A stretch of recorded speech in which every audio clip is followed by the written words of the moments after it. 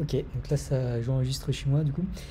Bonjour à tous et bienvenue pour ce nouveau Tournesol Talk. Donc aujourd'hui on reçoit Victor Chomel qui a reçu son doctorat en travaillant au CNRS. Donc, j'avais noté l'école d'études, le Le HESS, HESS. Mais c'est pas dans la exactement. slide, c'est pas grave, c'est normal, enfin, c'est pas une erreur de ma part j'espère. Non, non, non, tout à fait, non, non, c'est bien le HESS, parce que vu que c'était les travaux qu'on avait fait avant et notamment un peu après, j'ai pas remis le HESS, mais oui, c'était aussi le HESS. Cool, cool. Du coup, Victor va nous parler de manipulation de l'information. Victor, je te laisse la parole. Merci beaucoup pour l'invitation. Donc pour me présenter rapidement, je m'appelle Victor Chomel, donc j'ai une thèse sur donc, les travaux que je vais vous présenter, donc des questions de désinformation, et notamment avec une approche qui est un peu différente, notamment une approche qui est structurelle et dynamique. Je vais essayer de vous expliquer rapidement ce que je mets derrière ça. Donc c'est une thèse que j'ai réalisée sous la direction de David Chavalarias, et c'est des travaux qui ont été réalisés avec également Maziar Panahi et Paul Bouchot. Paul Bouchot qui par exemple va travailler aujourd'hui plutôt sur des questions d'audit algorithmique. Donc ça, c'est une thèse qui a été réalisée à l'Institut des systèmes complexes, qui est donc un des laboratoires du CNRS, et également à l'École des hautes études en sciences sociales. Petit disclaimer, et c'est justement ce longtemps avant, aujourd'hui, je suis plus en thèse, mais je suis aussi au CNRS. J'ai rejoint une startup qui s'appelle Stoizy et qui travaille notamment sur la lutte contre la désinformation en proposant des outils. Donc, ce que je fais aujourd'hui, en fait, c'est la continuité naturelle de ce que j'ai fait en thèse. Euh, Évidemment, n'hésitez pas à m'arrêter si les choses qui sont pas claires. Sinon, vous montez rapidement les différentes rapports. Alors, tout d'abord, déjà, de quoi on parle? Ça, c'est typiquement ce qu'on a pu voir, c'est le président Emmanuel Macron en visite en Calédonie. La photo que vous voyez à droite, qui est plutôt de mauvaise qualité, est évidemment un trucage. Emmanuel Macron n'a pas été transformé à sapin de Noël au moment de sa visite. Ce type de contenu qui est manipulé, on va dire, est exactement ce à quoi on ne pense pas forcément lorsqu'on parle de manipulation d'information. C'est une petite image qui est souvent assez drôle, qu'on peut retrouver un peu de partout. Mais pour autant, pour discréditer des personnes ou pour notamment trouver un public qu'on va pouvoir réutiliser plus tard, c'est parfois ce type de contenu qui est le plus efficace et le plus utilisé. Alors, juste pour aller un peu au-delà de ça, très souvent on a entendu parler de désinformation. Alors ça peut être au moment du Brexit, ça peut être au moment de l'élection de Trump. Là, je vous donne quelques exemples de faux contenus qu'on a pu voir passer au moment de la guerre en Ukraine. Alors évidemment, Zelensky n'avait pas comment ça s'appelle, un maillot de foot avec une croix gammée. Évidemment, tous ces contenus n'existaient pas. C'est des faux contenus qui ont été manipulés. Là qu'on est dans un cadre de guerre, ça paraît beaucoup plus évident. On sait que c'est des choses qu'on observe encore aujourd'hui, malheureusement, dans le cadre du conflit entre Israël et le Hamas dans la bande de Gaza. Ce qu'on va s'attacher justement aujourd'hui à comprendre, c'est comment est-ce que ce contenu peut se propager et comment est-ce qu'on est capable de le détecter en amont, pas forcément en regardant le contenu en lui-même, mais plutôt en regardant son contexte. Alors, ça, c'est les premiers partis pris que nous avons notamment à l'Institut des systèmes complexes. On va donc s'attacher systématiquement à regarder le contexte avant le contenu. Pourquoi? Eh ben, tout simplement parce que je vais vous donner différents exemples aujourd'hui de travaux qu'on a pu faire. Ça peut être sur de la politique, ça peut être sur du climat, ça peut être sur des vaccins. Je ne suis pas climatologue, je ne suis pas politologue, je ne suis pas expert de tous ces sujets-là. Donc notamment, je ne suis pas forcément capable de savoir ce qui est vrai et ce qui est faux. Et c'est d'autant plus compliqué, on a vu l'exemple avec le bombardement de l'hôpital dans le cadre de Gaza, c'est d'autant plus compliqué lorsqu'on est dans un cadre en temps réel. Le deuxième point, c'est qu'avoir une approche sur le contexte plus que sur le contenu, ça permet de prendre du recul par rapport au débat, que ce soit sur les acteurs ou vis-à-vis des contenus eux-mêmes. En fait, on est capable de se placer en surplomb vis-à-vis du débat. Ce qui en découle, c'est qu'en fait, on va s'attacher à construire des méthodes qui sont non supervisées pour mettre en avant les différences entre les structures sociales. Alors, qu'est-ce qu'on appelle des méthodes non supervisées? C'est-à-dire qu'on ne va pas chercher, on ne va pas chercher dans une direction ou sur un groupe en particulier. Pourquoi? Parce que la désinformation, c'est quelque chose qui évolue très rapidement. On a des patterns qui sont sans cesse nouveaux. On a des acteurs qui innovent en permanence. Si demain, vous me donnez une direction à un groupe donné, je suis quasiment sûr, en cherchant un peu, en y passant assez de temps, de trouver de la désinformation. C'est pas ça l'enjeu. L'enjeu, c'est beaucoup plus de dire, voilà, on a un paysage qui est général. Est-ce qu'on est capable de regarder, de trouver des bons indicateurs pour faire remonter de la désinformation quelle qu'elle soit et quelle que soit sa forme. Et donc là, on rentre sur des questions qui sont plutôt non supervisées d'un point de vue un peu de machine learning, c'est-à-dire qu'on n'entraîne pas un algorithme à chercher quelque chose en particulier. Et donc ça nous amène à construire des méthodes, des modèles ou des représentations. Et l'ambition, c'est qu'elles soient utilisées par des tiers ou diffusées plus largement. Donc en fait, le but, c'est de créer des outils qui sont génériques et donc applicables à n'importe quelle plateforme, à n'importe quel sujet. Je ne sais pas s'il y avait une question ou pas, mais sinon voilà, juste pour vous donner quelques parties pris, c'est volontaire, c'est totalement complémentaire vis-à-vis d'approches qui vont s'intéresser par exemple au contenu. Vous pouvez penser au fact-checking ou d'autres approches. Une fois qu'on a dit ça, en 2016 a été lancé un projet, qui est le projet Politoscope. Alors le projet Politoscope, ça a commencé, comme un observatoire de la vie politique sur Twitter, qui a permis de collecter 500 millions de tweets politiques et jusqu'à donc 16 millions de comptes Twitter. En fait, aujourd'hui, quand on combine la politique, le climat, les vaccins, les médias, et cetera, on a quasiment 1 milliard d'interactions collectées. On est face à des volumes de données qui sont totalement colossaux. Face à ça, une méthode manuelle, évidemment, n'a que très peu de sens. En fait, je vous propose même de changer totalement de paradigme. J'ai une Alors question. ouais, bien sûr. Quand tu parles de 500 millions de tweets politiques, comment tu reconnais un tweet politique? C'est une très bonne question. Alors là, pour le coup, je vais différencier rapidement entre ce qu'on a pu faire sur la politique et ce qu'on a pu faire sur le climat. Sur la politique, en fait, on a défini un corpus d'environ 3000 personnalités. Ça peut être, par exemple, tout ce qui est député, sénateur, député européen. On va rajouter à ça tout un tas de membres du gouvernement, tout un tas de maires de grandes villes, mais aussi des personnalités politiques qui peuvent graviter sans avoir forcément de mandat. Vous pouvez penser à des personnalités comme, je sais pas, par exemple, Marion Maréchal Le Pen. C'est quelqu'un qui est dans le paysage politique français, qu'on va pouvoir suivre, sans forcément qu'elle rentre dans une des catégories précédentes. Donc ça nous donne une base de 3000 personnes auxquelles on ajoute en fait tout un tas de thèmes politiques, tout un tas de mots-clés qui sont très connotés politique française. Et on s'est rendu compte, à partir d'aller-retour, entre guillemets, de vérification au fur et à mesure, que ça permettait relativement proprement de mapper l'espace politique français. Quand on parlera par exemple d'autres sujets comme les climats ou le climat ou les vaccins, là on va plutôt prendre des mots-clés. Par exemple, pour le climat, on a défini 400 mots-clés, pas forcément en français, donc tout ce qui est par exemple CO2, climate change, tout un tas de mots un peu récurrents. Et à partir de ces mots-clés, on va récupérer toutes les données, notamment toutes les interactions qui vont nous intéresser sur Twitter. Donc voilà, c'est soit des utilisateurs, soit des mots-clés, et très souvent un peu des deux, avec des allers-retours. Qu'est-ce qu'on appelle un aller-retour? C'est de dire, on va prendre des utilisateurs, on regarde les topics, enfin les sujets qui sont traités, et on vérifie qu'on n'a pas manqué de sujets, ou qu'on est bien relativement exhaustif ou représentatif du paysage français.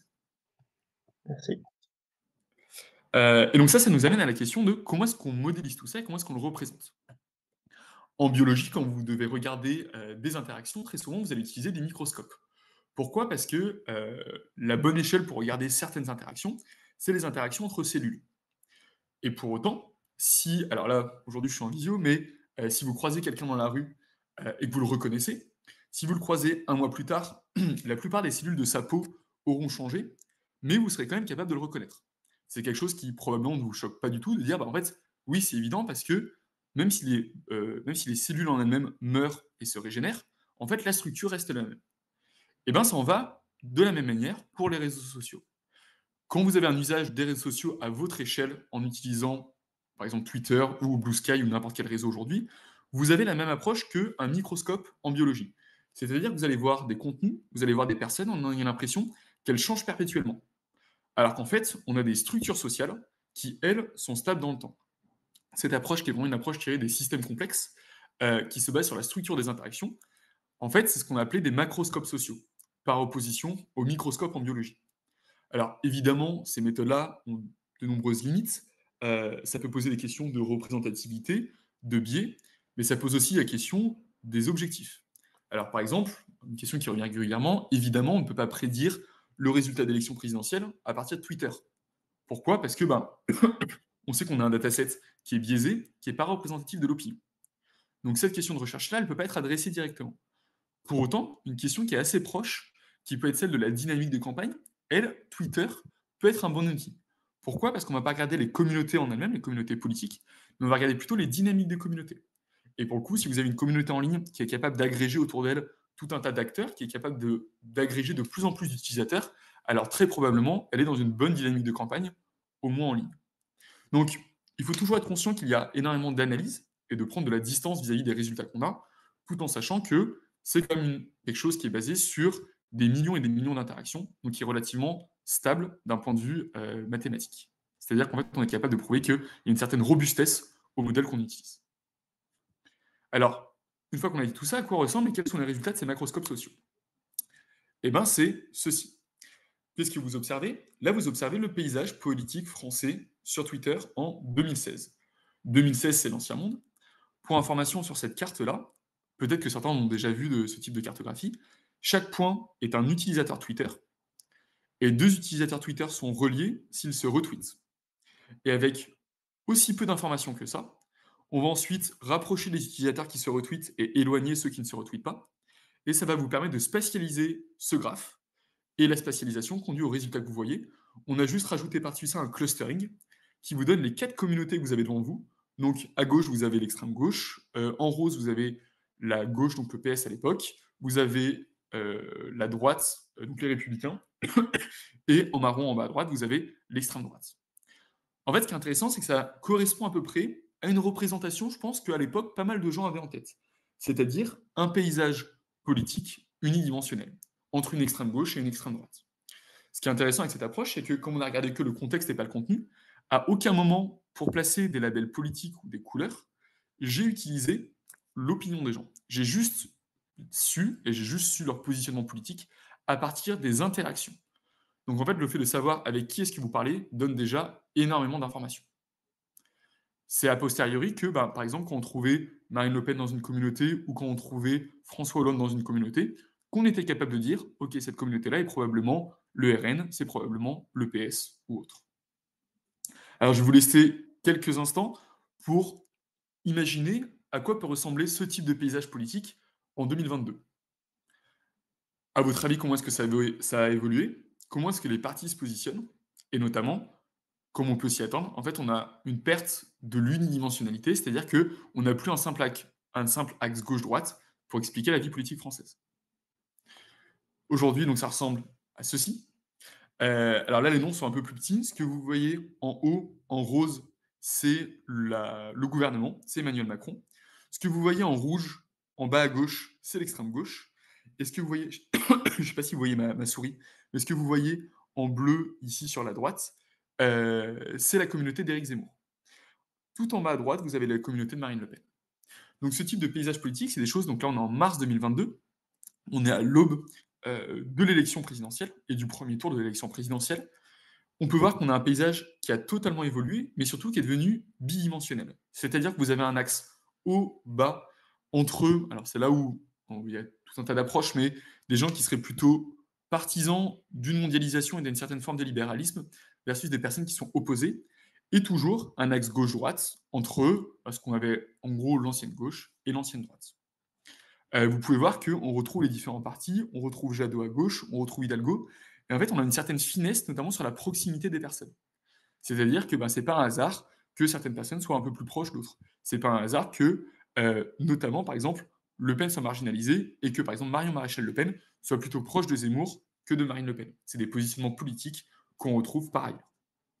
Voilà, je ne sais pas si vous avez des questions sur ces points-là, mais c'est pour que vous compreniez bien comment est-ce que de manière non supervisée, on est déjà capable d'avoir beaucoup d'informations par ces macroscopes sociaux. Juste pour information, ouais, je ne sais pas s'il y a une question. Oui, moi je me demandais c'était quoi le vert en haut à droite? C'est exactement ce que j'allais dire. En fait, on est en mars 2022.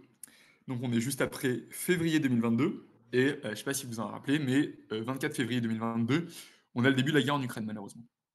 Début de la guerre en Ukraine. À ce moment-là, on sait qu'il y a un gros enjeu de politique internationale, notamment pour Zelensky, pour avoir l'appui des Occidentaux. Et en fait, cette communauté que vous voyez là, c'est la communauté ukrainienne. Et c'est pas un hasard si notamment vous voyez qu'il y a pas mal de liens qui partent plutôt vers la Macronie, c'est qu'en fait, à ce moment-là, la communauté ukrainienne va chercher à retweeter et à trouver un soutien auprès du gouvernement français. Et en fait, pourquoi ça nous intéresse? Parce que là, vous commencez à comprendre pourquoi, de manière totalement agnostique, quand on commence à s'intéresser à des questions comme les ingérences étrangères, ce type d'outil peut être utile.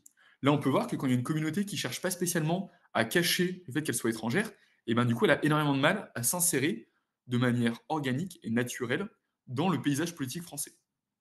Donc potentiellement, ce type de méthode va nous permettre de détecter tout ce qui est ingérence étrangère. Alors c'est évidemment pas des ingérences étrangères de bonne qualité dans la mesure où là, il n'y a aucune volonté de se cacher, mais ça peut vous montrer déjà comment est-ce que c'est pas si facile que ça d'arriver à changer les opinions, en tout cas de manière organique quand on n'est pas dans son pays. Justement, en parlant de cas d'ingérence étrangère, je ne sais pas si vous vous rappelez, il y avait la situation qu'on a eue en 2017, on a eu les Macron Leaks. Les Macron Leaks, pour rappel, c'est quoi? On est le vendredi, le soir 2 jours avant le second tour. Et en fait, à ce moment-là, en France, on a une période de réserve. Donc à partir du vendredi minuit, on ne peut plus parler de politique jusqu'au dimanche de l'élection. Et à ce moment-là, les emails de La République En Marche ont été hackés, ont été publiés en ligne. Ça pose des problèmes énormes et des questions très rapidement de est-ce qu'on aurait pu le détecter et à quel point on aurait pu voir arriver ce type de contenu.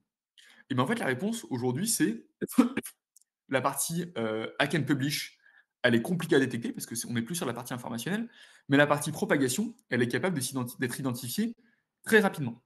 Et notamment par son relais par la droite alternative américaine. Ça, comment est-ce qu'on peut faire? Et bien en fait, imaginez qu'auparavant, vous ayez ce type d'outil et que vous ayez un monitoring en temps réel des réseaux sociaux. En fait, c'est un travail qu'on a fait juste pour l'intérêt, pour dire est-ce que c'était possible de le faire en temps réel.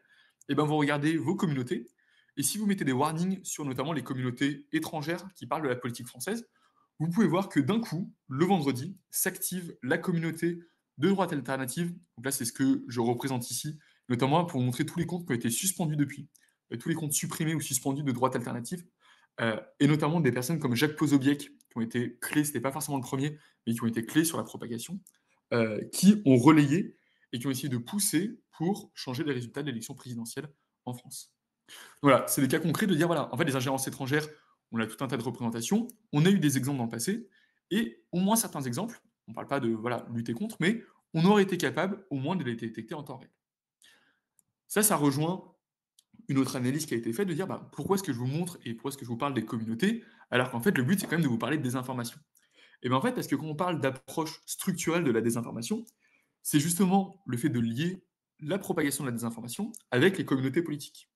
Alors ça, c'est un travail qui parfois peut être contesté, mais notamment à cause de la source. L'idée, c'est en jaune, vous voyez tout ce qui avait été labellisé comme fake news par les décodeurs du monde. Alors, on a déjà été attaqué sur le fait que c'est des approches qui puissent être biaisées. Est-ce que les décodeurs sont exhaustifs sur leur cartographie de la désinformation? Pas forcément, mais ça permet d'avoir un point de départ.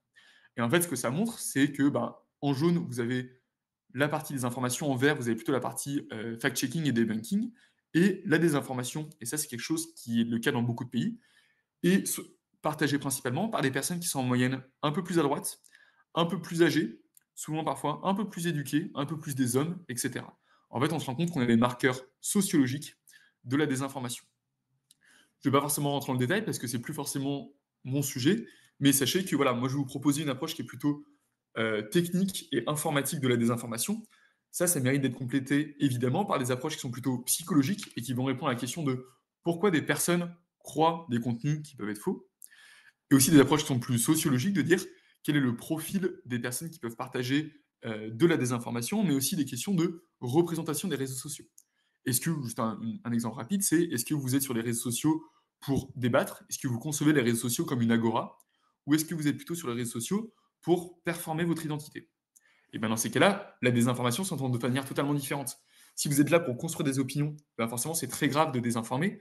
Si vous êtes là plutôt pour mettre en avant votre identité, que ce soit vrai ou que ce soit faux, vous allez plutôt chercher à vous positionner potentiellement vis-à-vis d'un paysage politique ou autre. Donc voilà, pour vous montrer que je vais vous proposer quelques résultats qui sont plutôt issus de l'informatique, mais évidemment, si vous êtes intéressé par ces sujets-là, il y a beaucoup d'autres travaux qui existent. Donc, quelques définitions, parce que je les ai toujours pas faites. Ce dont je vous parle aujourd'hui, c'est principalement de mésinformation et de désinformation. Quelle est la différence? La mésinformation, c'est le partage d'informations fausses, donc erronées, incomplètes, obsolètes, mais sans intention de nuire. Par exemple, quand vous voyez passer ces chaînes de messages Facebook en disant « si vous ne partagez pas ça, Facebook va devenir payant » ou je ne sais pas trop quoi. Bon, c'est ce qu'on appelle de la mésinformation. Les personnes ne le font pas, hormis pour les personnes à l'origine de ça, ne le font pas pour tromper une opinion publique. Là où la désinformation, c'est plus forcément le partage d'informations fausses, mais c'est un ensemble de techniques, et ça c'est important, c'est un ensemble de techniques de communication qui visent à tromper les personnes ou l'opinion publique.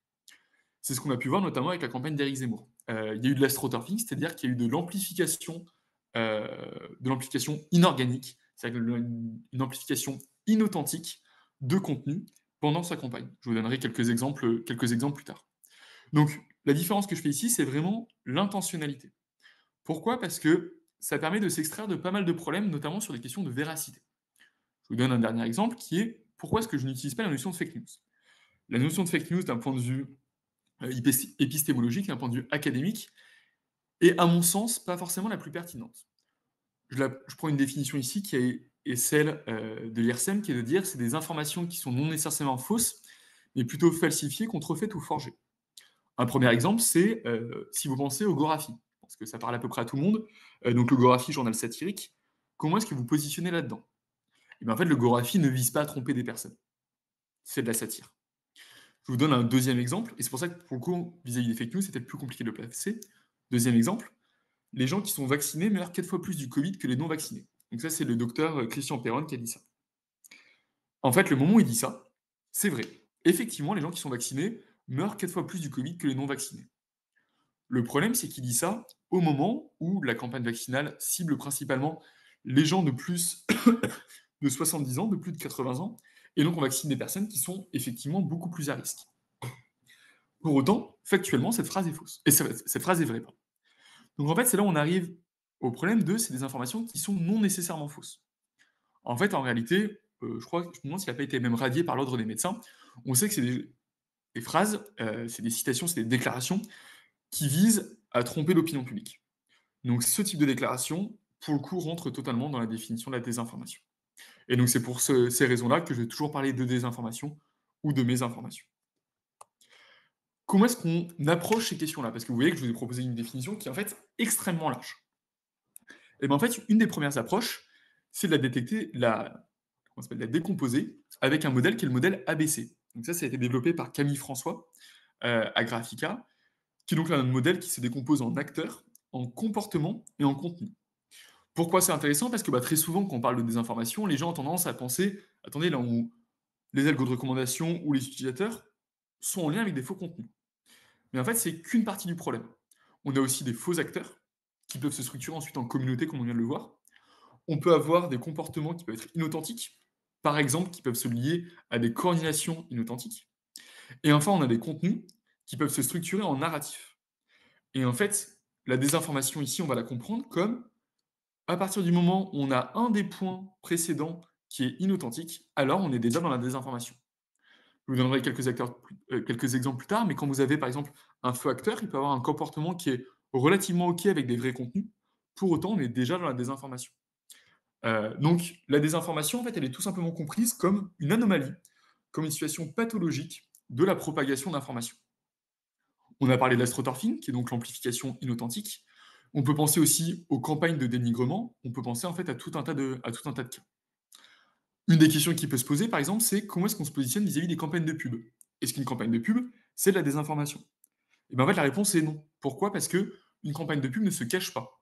Une campagne de pub ne vise pas à tromper l'opinion parce qu'il vous explique en disant c'est un contenu sponsorisé, vous savez d'où je vous parle quand je pousse un contenu. Sinon, effectivement, quand on a des contenus qui ne sont pas déclarés comme étant des pubs, ça devient problématique. Quelques exemples tout de suite. Un exemple de faux compte. Un exemple de faux compte, c'est un compte qui, par exemple, va partager des animaux super mignons. Là, vous avez un petit âne, vous avez des photos de Brad Pitt, vous avez des animaux, et qui, en fait, en bas à droite, se met à pousser des contenus politiques. Pourquoi c'est problématique? Parce que c'est un compte qui n'est pas déclaré comme étant politique.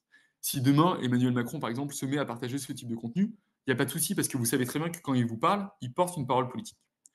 Donc, par exemple, on est dans un cas où on a un faux compte, qui n'est pas forcément un bot ou autre, mais qui est problématique et qui rentre dans la définition de la désinformation que j'ai donnée, qui n'est pas forcément universelle, mais qui est celle que je vous propose aujourd'hui. Le deuxième exemple, c'est par exemple ce qu'on a pu voir autour de la taxonomie verte européenne.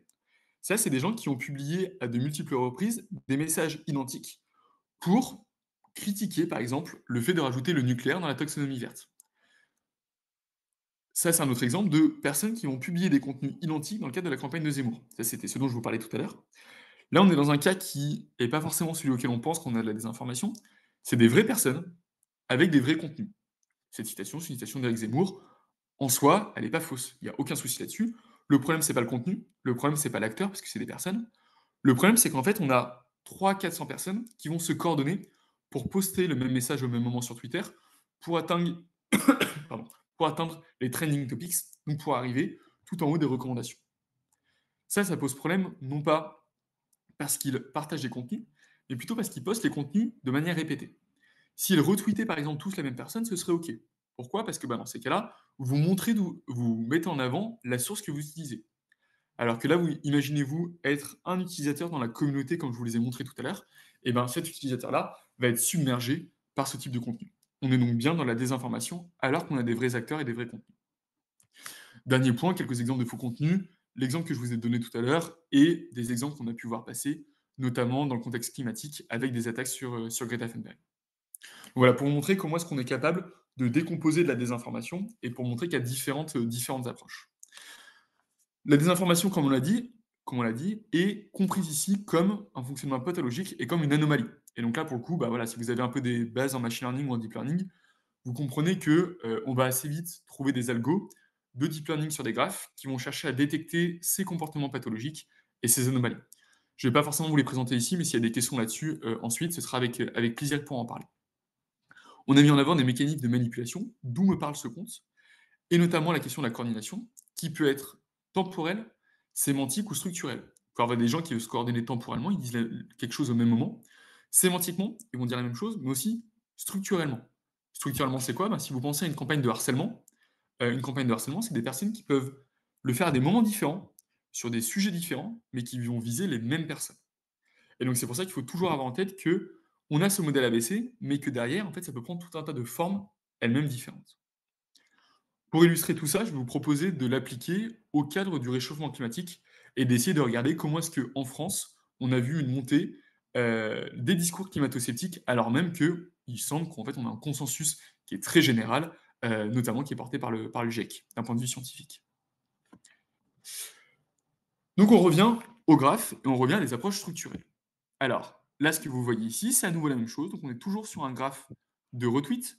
Chaque point est un utilisateur Twitter. 2 utilisateurs sont liés s'ils se retweetent.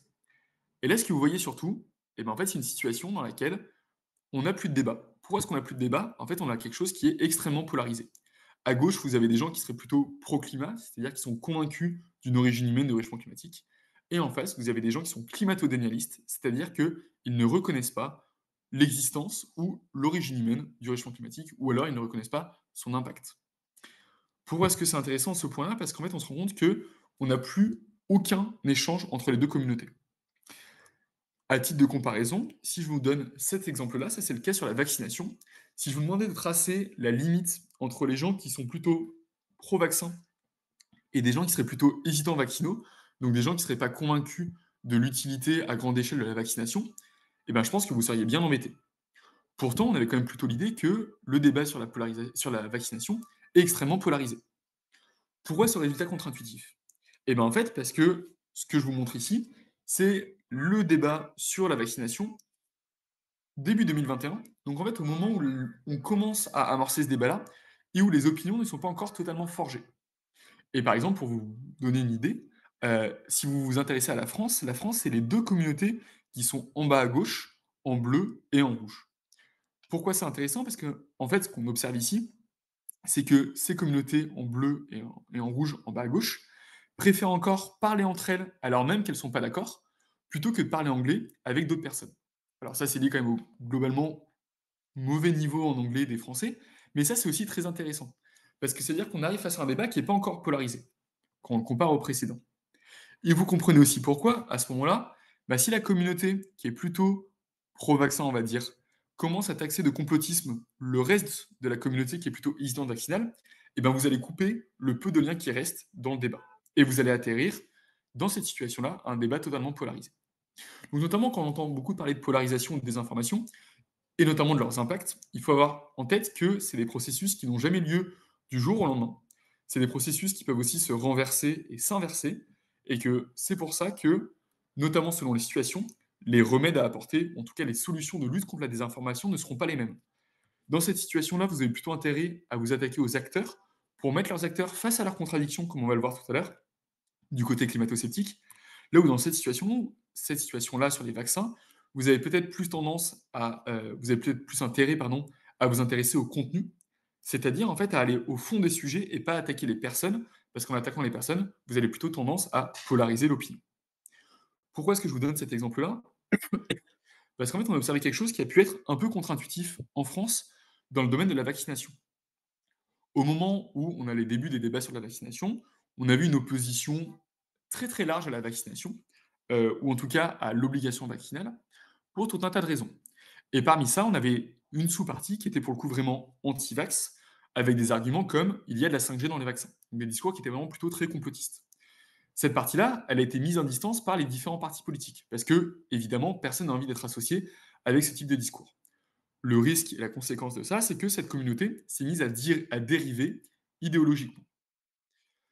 Ce qu'on a observé ensuite, c'est qu'en fait, avec la mise en place du pass sanitaire, cette communauté qui avait commencé à dériver idéologiquement, ce qui est souvent très problématique, s'est mise à critiquer la vaccination non plus au nom, par exemple, du fait qu'il y ait la 5G dans les vaccins, mais au nom des libertés.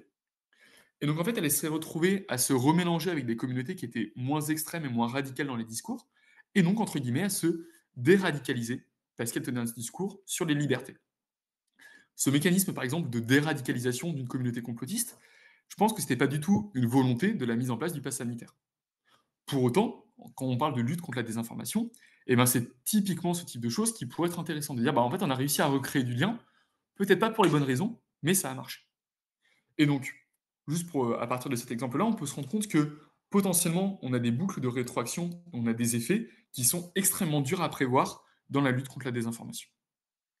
Je ferme ce petit aparté pour revenir sur la question climatique, et notamment sur la question climatique française, avec la question de pourquoi est-ce qu'on a vu la montée du climato-scepticisme. Alors ça, c'est le paysage climatique en France. Par exemple, pour reprendre la question qui avait été posée de la récupération de données, dans ce cadre-là, là, on a des données qui sont issues du paysage politique, mais dans lequel on va avoir une surcouche qui est des mots-clés dans le domaine climatique. Ce que vous observez à gauche, c'est qu'on a différentes communautés qui sont plutôt pro-climat. Alors, on a une partie qui est plutôt média, on a une partie qui est vraiment plutôt très centrée sur le GIEC et des gens qui sont plutôt scientifiques. Vous retrouvez Valérie Masson-Delmotte, vous retrouvez des gens comme Bonpote, vous retrouvez des gens comme Jean Covici, pour ceux auxquels ça parle. Et en dessous, vous avez des gens qui sont plutôt engagés à gauche politiquement. En haut, vous retrouvez le gouvernement. Dans cette communauté-là, vous allez trouver plutôt des personnes qui seraient, on va dire, technosolutionnistes. Donc, par exemple, ce qu'on appelle technosolutionnistes, c'est des personnes qui pensent que la principale solution au réchauffement climatique viendra de nouvelles technologies. On retrouve, par exemple, dans ce cadre-là, beaucoup de pro-nucléaire. Et ce qu'on observe en face, c'est une communauté climato-sceptique. Cette communauté climato-sceptique, en fait, elle est apparue en France en 2022, et on s'est posé la question de mais comment cette communauté a pu apparaître et sur quel terreau elle s'est formée. Alors en fait, on sait qu'on a un terreau qui était assez fertile avec l'apparition d'une communauté de droite alternative qui était justement opposée à la stratégie vaccinale. Mais en fait, c'est pas que ça. Euh, c'est aussi arrivé parce que ça venait notamment avec certains types d'arguments qui ont été importés des États-Unis. Ce type d'arguments climato-sceptiques, c'est ceux-là. Alors, on voit qu'ils sont très différents. Il n'y a pas de réchauffement climatique, il n'y a pas de consensus, il y a un agenda politique, le CO2 est plutôt bon, etc. Donc là, vous voyez que vous avez un panel d'arguments qui, même parfois, se contredisent entre eux. Un exemple très rapide, vous ne pouvez pas dire il n'y a pas de réchauffement climatique et il y a un réchauffement climatique, mais qui n'est pas d'origine humaine parce qu'il serait par exemple d'origine solaire. Vous voyez bien que là, vous avez déjà des contradictions assez fortes. Et en fait, tous ces arguments-là ont été portés notamment par un compte qui a joué le rôle de passeur d'informations. Donc là, après, c'est justement qu'on rentre dans le détail de structurellement qui joue des rôles clés dans notre graphe. Ce compte, c'est un compte qui s'appelle Elpis, qui est en fait un compte un peu dormant, qui n'est pas très actif depuis 2012, qui est lié à un profil sur VK, donc VK qui est le réseau russe VKontakte, avec une fausse photo, et en fait, qui a importé beaucoup d'informations. Notamment en se contradisant, je vous donne quelques exemples de tweets qu'il a pu partager. D'un côté, en disant il n'y a pas d'urgence climatique, c'est devenu une nouvelle religion. De l'autre côté, et notamment, que faut-il de plus pour contredire l'effet prétendu du CO2. Et en face, personne ne nie le climate change. Donc, vous voyez que on a des comptes qui ne s'embarrassent pas forcément avec la cohérence. à partir du moment où ils sont capables de construire un discours et notamment une audience. Quelques autres exemples de stratégies qu'ils peuvent avoir, ça c'est la stratégie qu'on appelle les 5 D, qui vont consister à, qui s'appelle dismiss, distort, distract, dismay, divide, etc. En fait, on va chercher par exemple à distraire l'opinion, à diviser l'opinion, etc. Et là, c'est quelques exemples de tweets de la même personne qui va justement avoir ces différentes stratégies. Pourquoi est-ce que ce compte-là nous intéresse? Parce qu'en fait, c'est quelqu'un qui de base vient pas du climat. Et c'est ça ce qui est intéressant, c'est que s'il était que sur le climat et qu'il avait une audience, bon, pourquoi pas. Mais en fait, c'est des gens qui, au moment où ça parlait de vaccination, étaient experts sur le vaccin. Au moment où il y a eu le début de la guerre en Ukraine, se sont mis à parler de la Russie. Et dernièrement, sont passés sur le climat. Donc vous voyez qu'on a quelque chose qui est assez symptomatique, qui est la notion de multi-expert. C'est des gens qui, notamment dans la désinformation, sont capables de switcher d'un sujet à l'autre. Là où, par exemple, si on prend le domaine climatique et on prend le côté plutôt pro-climat, on se rend compte que les experts scientifiques ne sont experts, ce qui est logique, hein, que dans leur domaine et qu'ils parlent beaucoup, beaucoup moins des sujets qu'ils ne maîtrisent pas. Quelqu'un qui est expert, par exemple, en biodiversité, ne va pas parler de rénovation énergétique, ou en tout cas pas dans les mêmes volumes. Un autre exemple de comportement coordonné, c'est celui-ci. Par exemple, là vous voyez que, donc là c'est des gens qui disaient que le CO2 c'est la nourriture pour les plantes, et vous voyez une volumétrie avec des comptes qui toutes les semaines republient les mêmes messages. Donc là vous voyez un pattern qui est hebdomadaire en disant, bah voilà, quelque chose qui est totalement inorganique, quelques comptes qui se coordonnent en disant, voilà, toutes les semaines, hop, on va mettre notre message, et on va essayer de pousser ce narratif-là en espérant qu'il perce. En réalité, ce type de contenu a peu d'impact. Ça, c'était des discussions qu'on avait pu avoir, notamment avec l'AFP, de la question à partir de quel moment est-ce qu'il faut fact-checker?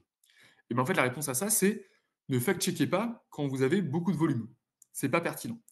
Fact-checker quand votre contenu s'est déjà beaucoup propagé sur la plateforme et qu'il a atteint différentes communautés, même si la volumétrie est bien moindre. Voilà, ce type d'heuristique-là, vous pouvez l'avoir quand vous avez des approches qui sont un peu plus structurelles que basées sur les contenus. Vous voyez que c'est des approches qui sont chaque fois totalement complémentaires et qui peuvent se rejoindre dans les résultats. Donc, en résumé, pourquoi est-ce que je vous parle de la communauté d'analystes? Parce qu'en fait, elle est caractéristique. Caractéristique de quoi? De la plupart des communautés qui sont engagées dans la désinformation. C'est-à-dire qu'on va avoir une suractivité de la communauté avec une longévité dans le temps, qui vont chercher à persister dans le paysage médiatique, une multi-expertise inauthentique, comme on vient de le voir, des incohérences de discours, comme on en parlait, et ce qu'on vient de voir, l'exemple récent de la planification de la désinformation. Une des conséquences de ça, c'est qu'on a un discours qui est beaucoup plus toxique. Donc là, on a pris quelques métriques de toxicité du discours, et, et on observe également beaucoup plus d'astroturfing. Ça, c'est associé justement avec une explosion de la proportion de bots dans la communauté d'analystes à partir de l'été, notamment de l'été 2022. Donc voilà, c'était pour vous montrer de comment est-ce qu'à partir d'une approche structurelle, on est capable d'avoir quelque chose un peu plus fin et de descendre dans le détail, notamment sur la caractérisation de la désinformation. Alors maintenant, la question c'est quelle est la suite? Alors là, je vous donne un exemple d'article qu'on a écrit récemment sur la détection de la coordination cross-platform. Pourquoi? Je vous l'ai dit en introduction, on est face à des acteurs qui évoluent un peu en permanence dans les techniques et dans les méthodes, et notamment on observe de plus en plus de solutions qui vont être cross-platform. Alors là, je vous ai montré des exemples sur Twitter, mais on sait qu'aujourd'hui, on a d'autres plateformes, on a Mastodon, on a Blue Sky, on a ensuite d'autres plateformes, TikTok, YouTube ou autres. En fait, on a des campagnes qui sont cross-platform et qui sont revendiquées comme telles. Donc aujourd'hui, on a des vrais enjeux de détection de la coordination cross-platform, mais qui soient aussi interprétables. Je vous ai mis quelques exemples de contraintes qu'on a aujourd'hui sur les modèles. Il faut que ce soit scalable parce que quand vous avez des millions d'interactions, c'est plus que nécessaire. Il faut que ce soit robuste ou adaptable. Robuste, pourquoi? Parce que il faut que s'il y ait quelques changements, on puisse s'adapter aux résultats et notamment que ce soit adaptable à tout type de réseau, à tout type d'interaction.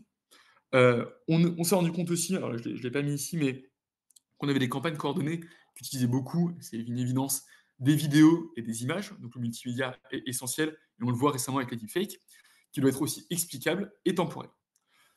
Donc là, vous voyez que c'est un peu un mouton à 5 pattes. En fait, tout ça peut rentrer dans des méthodes de deep learning, alors que je ne rentre pas dans le détail ici, mais on pourra en parler juste après, qui vont vous permettre de construire des embeddings de votre graphe, donc d'avoir des représentations en temps réel de chacun de vos utilisateurs, et notamment ensuite de faire la détection d'anomalies là-dedans. L'usage, il est évident, c'est l'évolution d'opinion, c'est l'évolution de communauté, et c'est la détection de campagnes informationnelles. Donc en conclusion, ce que je vous ai présenté, c'est des outils d'aide à la décision uniquement. Le but, c'est d'avoir des systèmes qui soient interprétables et de créer des outils qui puisse être utilisé par des tierces. Je parlais de l'AFP, mais en fait, on pourrait imaginer d'avoir des outils qui sont plutôt grand public et mis à disposition de tout le monde. On est aussi, c'est plutôt un peu plus de prise de recul, dans un moment qui est très particulier dans le domaine de l'OSINT. Pourquoi?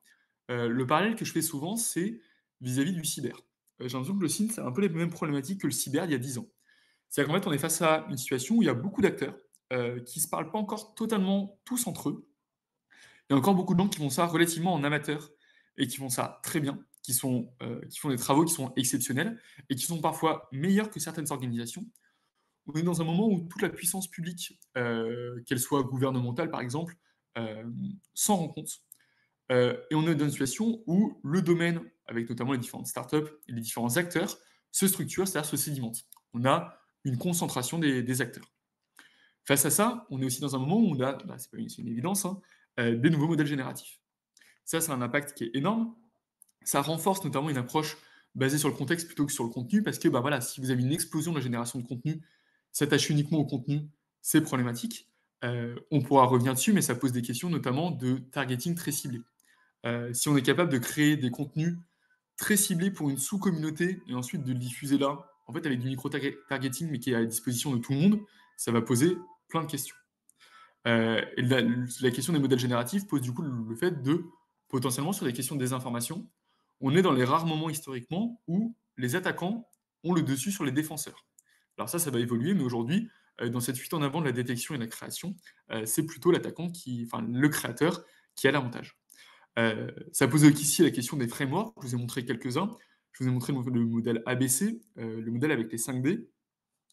Pour des questions aussi d'opérationnalité, notamment, on a un nouveau framework qui apparaît qui s'appelle Disarm, qui ressemble à ceci. C'est-à-dire qu'en fait, quand vous êtes face à une campagne numérique, pouvoir être capable de dire, en fait, moi, ce que j'ai regardé, ce que j'ai trouvé, c'est le fait qu'il y ait des gens qui avaient créé des faux comptes, le fait que j'ai des gens qui avaient pour stratégie d'inonder l'espace informationnel, etc.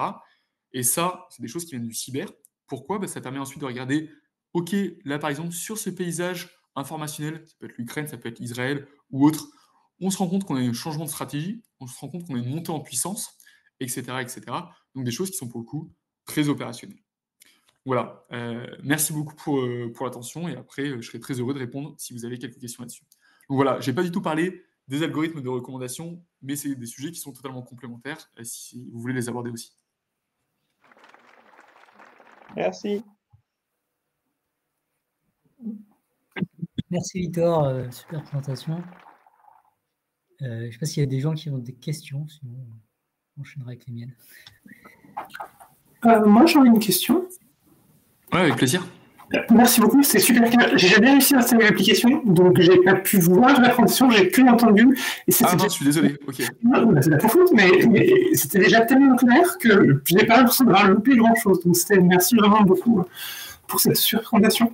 Ce que je me demandais, c'est par rapport à ce que tu disais à un moment sur la radicalisation et le retour en arrière en ce qui concerne les anti-vaccinales. Oui, exactement. Où tu disais avoir observé une migration dans l'argumentaire de quelque chose de très très conspirationniste, comme tu disais, c'est la 5G, avec vraiment une théorie qui ne tient pas face à quiconque a un peu de bon sens, vers quelque chose qui est plus, on va dire, philosophique, une question de liberté, etc. Dans quelle mesure est-ce qu'on peut être sûr qu'il y a vraiment un changement de compréhension de la part des gens, et pas juste un changement rhétorique? Dans quelle mesure est-ce que c'est pas juste une façon de déguiser son discours pour le rendre acceptable? Est-ce qu'on a des mesures là-dessus? Est-ce qu'on a... C'est une très bonne question. Merci. Non, mais pour le coup, c'est une question qu'on s'est posée et auquel en fait on a beaucoup de mal à répondre. Ça, c'est lié à justement les questions de recherche auxquelles on peut répondre avec les outils que je vous ai présentés. Ce que je vous présente, c'est des outils d'analyse en ligne. Donc, ce qu'on est capable de sonder, c'est ce que les gens veulent bien montrer en ligne, ou en tout cas, dans une certaine mesure, ce qu'on est capable de récupérer. À partir notamment des interactions en ligne, des retweets, des likes ou autres, on peut espérer arriver à représenter le plus fidèlement possible les opinions des personnes. Pour autant, on sait que cette ground truth, donc cette réalité qui serait sous-jacente, elle est toujours très compliquée à approcher. Si, par exemple, la personne n'évolue pas dans ses opinions, mais change juste la manière de les présenter, entre guillemets, je me suis fait avoir.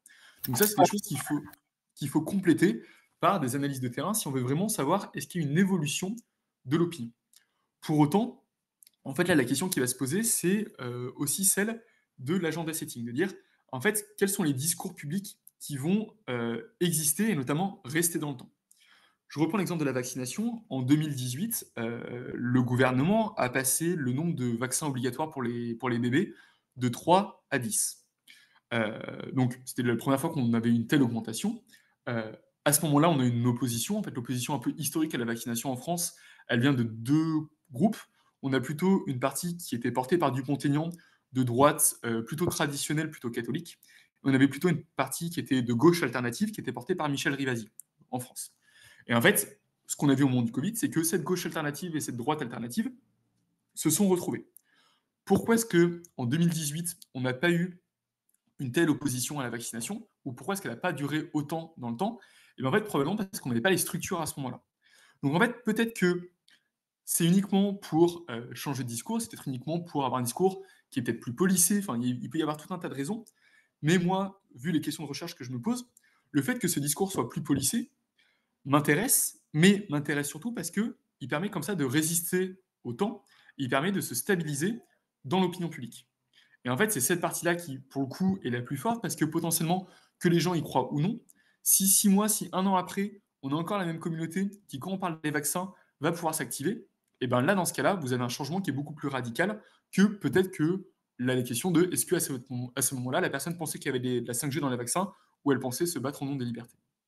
En fait, pourquoi est-ce que je vous parle de ça? Parce qu'on a vu arriver en France une nouvelle communauté au moment du Covid, de droite alternative, qui s'est construit au début sur la critique de la politique autour des masques, qui en fait a pris des gens qui étaient plutôt, alors entre guillemets, je mets des gros guillemets, hein, anti-science, donc qui étaient souvent anti-nucléaire, plutôt de gauche alternative, une partie qui était plutôt de droite alternative, une partie qui venait de droite traditionnelle, qui sont retrouvés dans cette communauté, qui était derrière Asselineau, derrière Philippot, qui était plutôt anti-système à ce moment-là. Pourquoi est-ce que c'est problématique? Parce qu'en fait, une fois que cette communauté elle est créée, elle peut être activée sur, entre guillemets, n'importe quel sujet. Et ça explique aussi pourquoi est-ce qu'ensuite, on a la possibilité d'activer comme ça une communauté climato-sceptique. Ou pourquoi est-ce qu'au moment où vous avez le conflit entre l'Ukraine et la Russie, vous êtes capable d'activer d'un coup une communauté sur ces questions-là.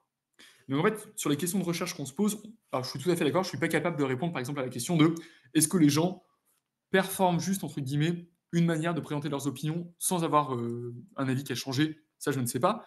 Mais en fait, le fait que juste ils performent cette opinion un peu différente a des conséquences qui sont déjà énormes vis-à-vis du paysage informationnel et de la désinformation. Je ne sais pas si j'ai été clair sur la question. Si, c'est très éclairant. Merci beaucoup. Est-ce qu'il y avait d'autres questions? Moi, j'ai une petite question. C'est là, c'était sur Twitter parce que les données, elles étaient en accès libre. Tout à fait. Récemment, et aussi pour les autres réseaux sociaux, est-ce que c'est possible de faire le même genre d'analyse ou c'est trop fermé? Ça dépend. Là, par exemple, ce qu'on a vu, c'est que TikTok vient de jouer a déclaré jouer le jeu, et notamment ouvert des API pour les chercheurs aux États-Unis. Je crois que c'est arrivé en Europe, et là pour le coup, vu que je ne travaille pas là-dessus, j'ai pas envie de vous dire de bêtises. Donc par exemple, TikTok a mis en avant ça. En fait, l'enjeu, c'est qu'aujourd'hui, on est capable de récupérer des données, mais la question, c'est l'échelle des données qu'on est capable de récupérer. Vous avez vu, pour être capable de faire ce type d'analyse, en fait, il faut vraiment des très grandes quantités d'interactions. Donc aujourd'hui, ça va être possible sur certains réseaux. Par exemple, des réseaux comme Telegram sont relativement accessibles, donc vous pouvez faire ce type d'analyse sur la partie publique de Telegram, évidemment. TikTok, je le disais, met en avant quelques API. On est capable de récupérer des données aussi un peu à la main sur Twitter, mais ça reste compliqué aujourd'hui. Ces travaux ont été faits sur Blue Sky, par exemple. Je vous recommande notamment les travaux de Flevgraph sur Twitter, qui est quelqu'un qui est donc Florent Lefebvre, qui en fait utilise les mêmes méthodes, donc qui a fait des travaux sur Blue Sky, par exemple. Donc voilà, toutes ces approches-là, donc c'est des choses qui en fait sont assez anciennes dans le labo. Depuis 2016, les méthodes ont été assez affinées. En fait, on a un peu le problème de la désinformation, on cherche là où on peut chercher. Il n'y a pas probablement plus de désinformation sur Twitter, mais en fait aujourd'hui, trouver de la désinformation sur Facebook, c'est tout de suite beaucoup plus compliqué. La même chose sur Insta. Ce sera probablement appelé à évoluer. Pourquoi? Parce que la nouvelle réglementation européenne, et notamment le Digital Services Act, qui vient de passer, inclut l'article 40. L'article 40 dit quoi? Il dit qu'il faut que les plateformes, que ce soit notamment les algorithmes de recommandation ou les données en elles-mêmes doivent pouvoir être audités par des chercheurs. Donc aujourd'hui, il y a des gros enjeux de quelle va être la forme effective de cette mise à disposition des données. Est-ce qu'on sera capable notamment de voir l'impact des algorithmes de recommandation? Ça, c'est toutes les questions qu'on a en ce moment sur la mise à disposition des données. Donc on est un peu dans une période charnière dans laquelle on a plein de plateformes différentes, on a plein d'endroits où on peut récupérer une partie des données. Pour autant, je pense qu'aujourd'hui, ce type d'analyse qu'on a pu faire sur Twitter à une époque n'est plus forcément faisable avec cette échelle-là en tout cas. Merci.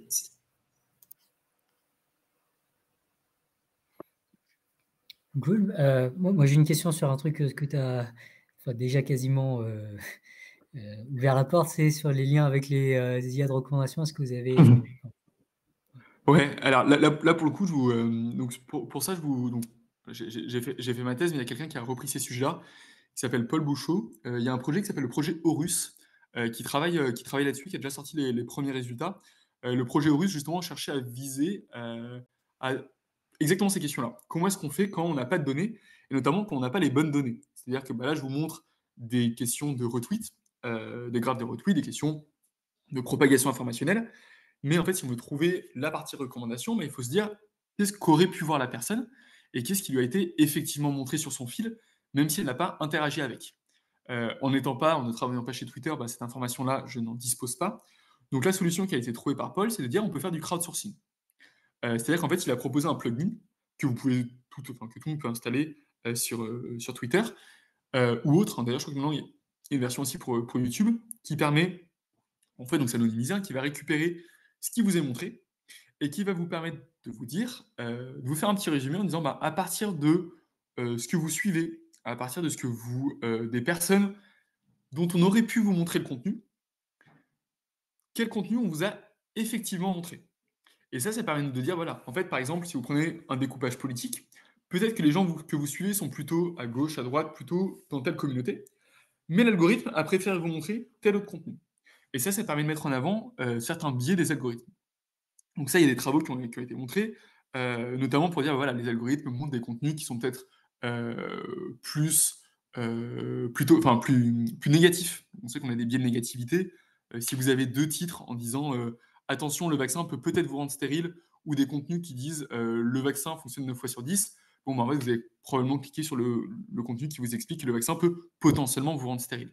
Ce côté, entre guillemets, un peu putaclic, on sait qu'il existe, on sait qu'il est documenté, tous les biais cognitifs sont documentés, ils sont renforcés par ces algorithmes-là.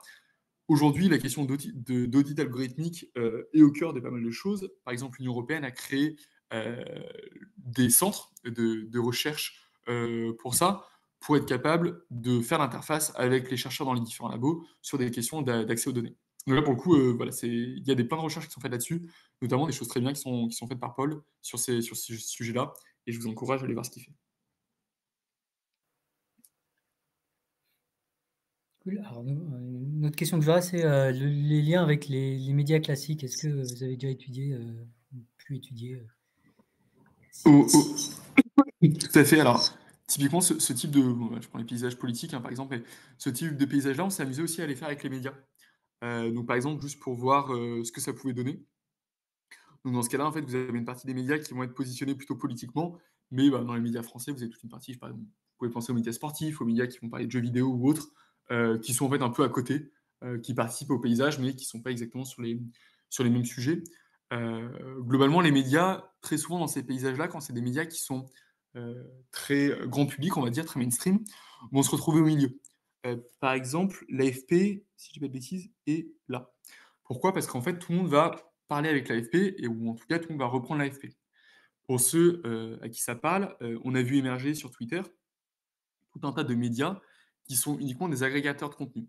Je pense ici à Conflit France, qui est devenu Cerfia, je pense ici à Mediavenir, je pense ici à tout ce type d'acteurs-là. Ça, c'est des acteurs en fait, qui ont des rôles assez clés, en fait, qui, d'un point de vue informationnel, sont capables d'avoir des audiences qui sont très importantes. Pourquoi? Parce qu'ils jouent totalement avec les règles du réseau. Musk a fait évoluer les règles beaucoup de fois. On sait que les algorithmes de recommandation passent leur temps à évoluer. Un des exemples, dernièrement, c'est de dire on va de moins en moins encourager les contenus qui poussent les utilisateurs à partir de la plateforme, parmi lesquels les liens vers les médias, pour avoir de plus en plus de contenus qui seraient intrinsèques à la plateforme, qui seraient vraiment créés pour et par la plateforme. Ça va dans l'idée de la création, par exemple, de l'ajout de Grok AI, qui est donc le modèle de langue maison qui permettrait de se rebrancher sur l'actualité Twitter en temps réel. Ça, sur ces questions-là, pour le coup, il y a des énormes questions de quelle est la place des médias, comment est-ce que les médias peuvent jouer le jeu. On a eu l'exemple de NPR, donc le média national américain, qui a décidé de se retirer de Twitter en disant, en fait, aujourd'hui, Twitter ne nous apporte plus du tout de flux, il n'y a quasiment aucun intérêt. On part du principe qu'ils font n'importe quoi, notamment en termes de recommandations et d'algo de recommandation. Donc, on prend nos distances. Est-ce que c'est appelé à rester? On ne sait pas. Aujourd'hui, ce qui est prôné quand même par beaucoup d'acteurs, c'est de dire il faut qu'on soit capable de reprendre la main, ce qui se passe notamment avec Tournesol, de reprendre la main sur les algos de recommandation. Alors, il y a la partie, il y a la partie communautaire qui est proposée, que tu proposes. Il y a d'autres approches, par exemple l'approche de Blue Sky, de dire on vous propose différents fils, et notamment des fils sur lesquels vous pouvez par exemple voir plutôt des réponses aux gens. Parce que là, vous aurez plutôt un peu plus de débats. Des fils sur lesquels vous n'aurez pas forcément les réponses, mais plutôt les contenus originaux. Ce type de choses, pour le coup, c'est probablement ce vers quoi on va aller. Quelque chose qui, en fait, ne va pas forcément de soi aujourd'hui sur les réseaux, c'est le fait qu'on ait très peu de surcouches. Aujourd'hui, il y a très peu d'add-ons, il y a très peu de plugins qui viennent se placer sur votre réseau et qui, par exemple, rechoisiraient pour vous un nouvel algorithme de recommandation, mais qui serait embeddé dans le réseau social. Pourquoi? Parce que les plateformes font tout pour l'éviter, pour garder la main mise sur l'algorithme de recommandation. Pourquoi? Parce qu'en fait, demain, quelqu'un qui fait autre chose pourrait tout à fait, par exemple, cacher les pubs, pourrait tout à fait changer les algos d'engagement, qui sont une des plus-values de ces boîtes-là. Donc voilà, pour le coup, sur le lien avec les médias, il est très fort, mais aujourd'hui, les médias ne sont plus ceux qui sont à la manœuvre, et on sait très bien que, par exemple, le moment où Musk a changé son algorithme, il y a eu des manques à gagner qui ont été très forts, par exemple, pour tout ce qui était, notamment pour Musk, sur tout ce qui était Facebook, tout ce qui était infotainment, tout ce qui était BuzzFeed, etc., ont quasiment coulé à cause du changement d'algorithme de Facebook. Ouais, intéressant du coup.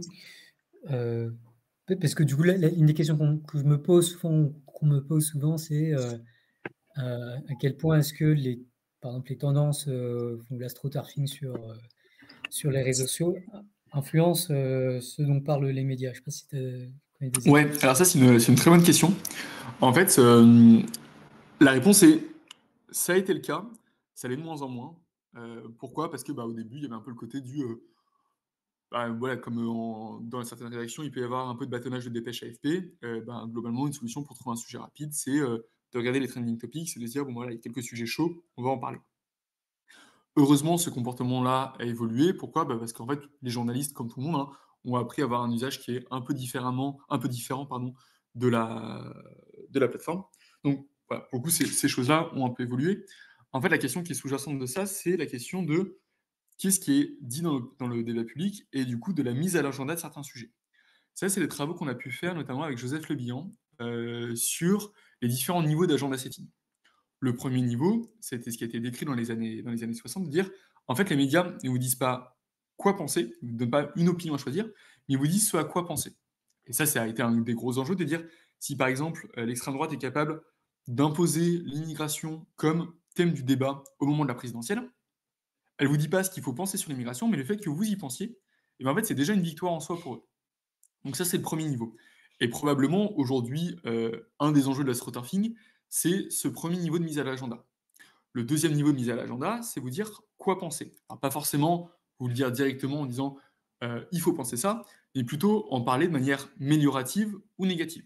Donc ça, c'est le deuxième niveau de l'agenda setting, de dire on vous dit à quoi penser, mais on vous dit aussi l'approche de ce sujet. Et nous, ce qui nous a intéressé, c'est le dernier niveau, qui est celui que tu mentionnes là aussi, c'est le lien entre les sujets. Je vous donne un exemple tout de suite, c'est de dire, est-ce qu'on est capable de créer du lien dans la tête des gens? Si on passe le temps à faire le lien entre sécurité et immigration, et bien dans ce cas-là, vous savez que si vous arrivez à imposer dans le débat public un sujet sécuritaire, mécaniquement, l'opinion publique va ensuite passer sur l'immigration. Ça, c'est des liens qui sont construits.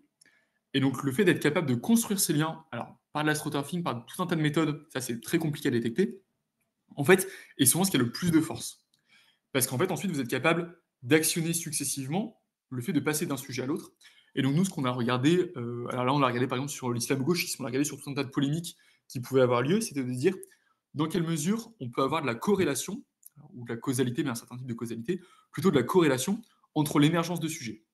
Alors ça peut être entre l'émergence de sujets, ça peut être sur un même sujet, entre le passage d'une communauté à une autre, en disant, par exemple, est-ce qu'il y a une communauté qui systématiquement est capable d'imposer ses sujets? Est-ce que, par exemple, la communauté des médias est plus forte que les autres pour imposer ses sujets? Ou est-ce qu'au contraire, les médias ont plutôt tendance à reprendre de l'information qui viendrait des communautés politiques? Donc ça, c'est des choses qu'on a pu étudier, qui d'un sujet à l'autre évoluent. Un des autres exemples qu'on peut avoir, c'est de dire, est-ce qu'un sujet est plutôt top-down ou bottom-up? En gros, est-ce que quand vous avez un sujet comme l'islamo-gauchisme, est-ce que c'est quelque chose qui est plutôt partagé dans la population et qui d'un coup va remonter au niveau des personnalités politiques, ou c'est plutôt les personnalités politiques qui vont utiliser le concept et essayer de le pousser en espérant que leur base le reprenne? Pour ça, en fait, on va utiliser des méthodes qui vont être des méthodes de corrélation et de causalité. Donc là, on parle de causalité au sens de Granger. Qu'est-ce que la causalité au sens de Granger? C'est des causalités qui sont uniquement prédictives. C'est de dire, chaque fois que je vois A, j'ai B. Ou en tout cas, statistiquement, chaque fois que j'ai A, j'ai B. Ça ne veut pas dire que A cause B.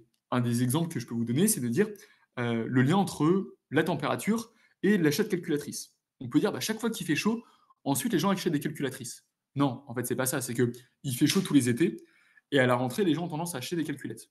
Bon, vous voyez que potentiellement, le type de méthode que je vous décris va se faire avoir par ce type de problématique.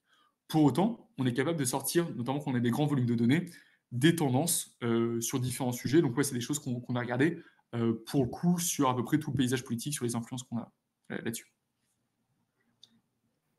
Ouais, c'est super intéressant ce que tu dis sur les liens.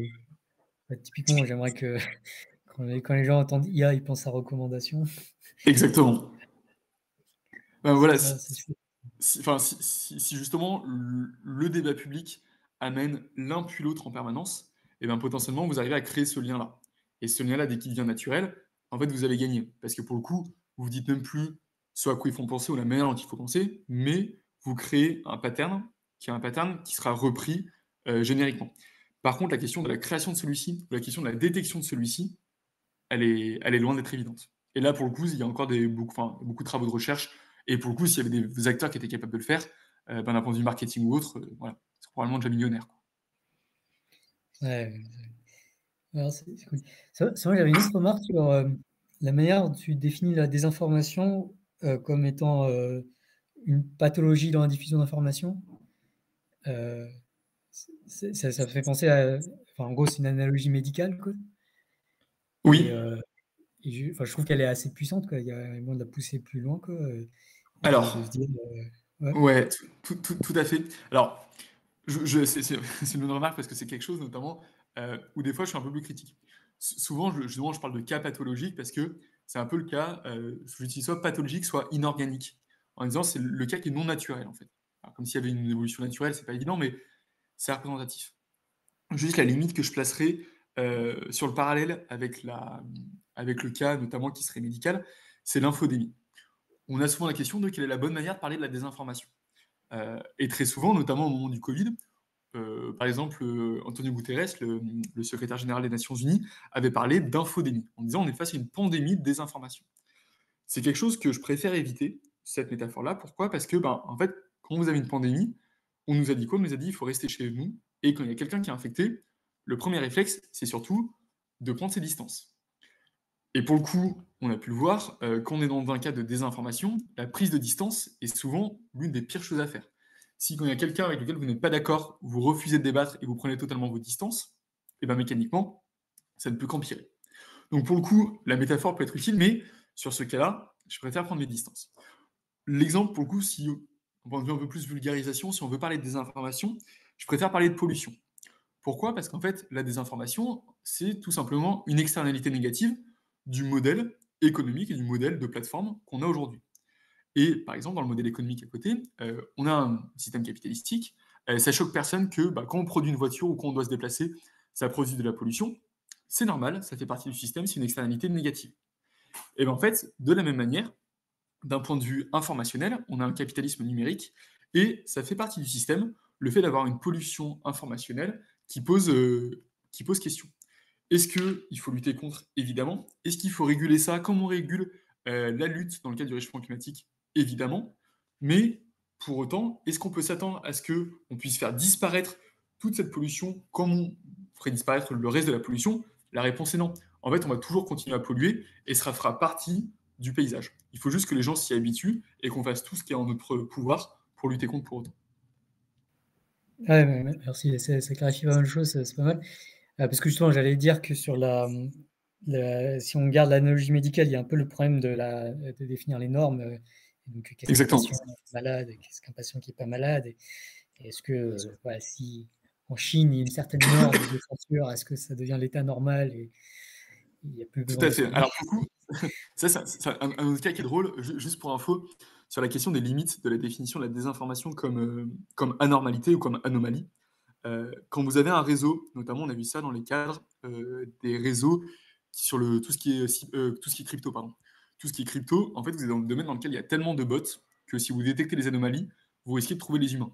Quand vous avez 80 ou 90% de bots, ben en fait, l'anomalie n'est plus le bot. Donc voilà, il y a évidemment des limites, mais c'est pour ça que je préfère plutôt garder, en tout cas, essayer de faire passer l'image de la pollution, parce que pour le coup, c'est de dire, voilà, ça arrive, c'est inhérent au système, on va continuer à se battre contre, on va continuer notamment à réguler ça.